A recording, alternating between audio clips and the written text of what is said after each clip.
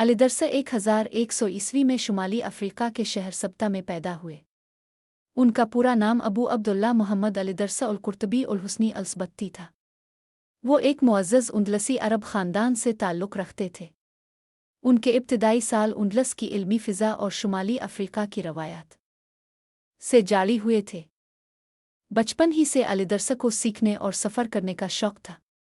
उन्होंने अपनी तालीम कर्तबा उंडलस में हासिल की, जो इस वक्त मुस्लिम दुनिया का सबसे बड़ा इल्मी मरकज़ था। वहाँ उन्होंने तिब, नबातात, अदब और जोग्राफिया पढ़ा।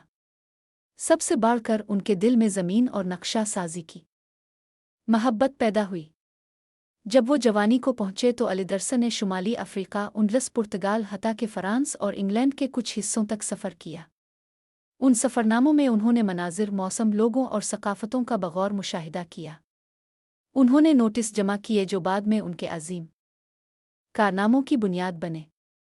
1138 ईस्वी में अलीदर्सा को सिसली के बादशाह राजर दुवम के दरबार में मदऊ किया गया। इस ज़माने में सिसली मुख्तलिफ तहज़ीबों का संगम था, मुस्लिम, ईसाई और बाज़ंतै। बादशाह राजर मुस्लिम उलमा के इल्म को पसंद करता था और उसने अलीदर्सा से दुनिया के इल्म को यकजा करने वाली एक जोग्राफियाई किताब लिखने की दरख्वास्त की।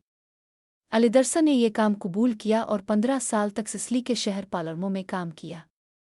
उन्होंने मुसाफिरों, ताजिरों और पुरानी जोग्राफियाई किताबों से मालूमात हासिल की, फिर उनका मवाजना करके दुरुस्तगी पैदा की।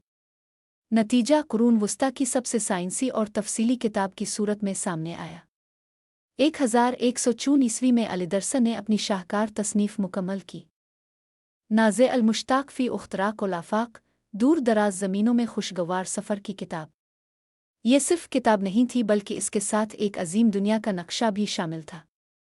ये नक्शा एक चांदी की तख्ती पर कंदा किया गया था, जिसका वज़न तकरीबन 300 पाउंड बताया जाता है।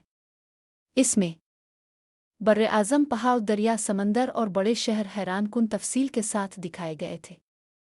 अलीदर्सा का नक्शा इसलिए मुनफरिद था कि इसमें मुस्लिम दुनिया, यूरोप, अफ्रीका और एशिया का इल्म यकजा किया गया था। इस दौर के अक्सर नक्शे अफसानों पर मबनी होते थे, लेकिन अलीदर्सा के नक्शे मुशाहदे और तहक़ीक़ पर मबनी थे। इसी वजह से माहिरीन उन्हें तारीख़ के अज़ीम तरीन जोग्राफियादानों और नक्शा साज़ों में शुमार करते हैं। उनकी किताब में मुख्तलिफ़ ख़तों के लोगों, सकाफ़तों, खेतों, जानवरों और तिजारती रास्तों की तफसील भी मौजूद थी। मसलन उन्होंने यूरोप के दरियाओं, अफ्रीका के सहराओं और एशिया के शहरों का जिक्र किया। उनकी किताब सदियों तक मुसाफिरों और उलमा के लिए रहनुमाई का ज़रिया रही। बादशाह राजर की वफ़ात के बाद भी अलीदर्सा ने सिसली के नए हुक्मरानों के तहत अपना काम जारी रखा। उनका इल्म तहज़ीबों के दरमियान पिल बन गया, जिसने इस्लामी सुनहरी दौर की दानिश को यूरोप की बढ़ती हुई जस्तजू से जोड़ दिया। अलीदर्सा तकरीबन 1165 ईस्वी में वफ़ात पा गए, ग़ालिबन सिसली ही में। अगरचे वो सदियों पहले गुजर गए, लेकिन उनके नक्शे और तहरीरें जोग्राफिया और साइंस की तारीख़ पर हमेशा के लिए नक्श हो गईं। वो आज भी तजस्सुस, सब्र और सच्चाई की तलाश की रोशन मिसाल हैं। तो ये थी अलीदर्सा की कहानी।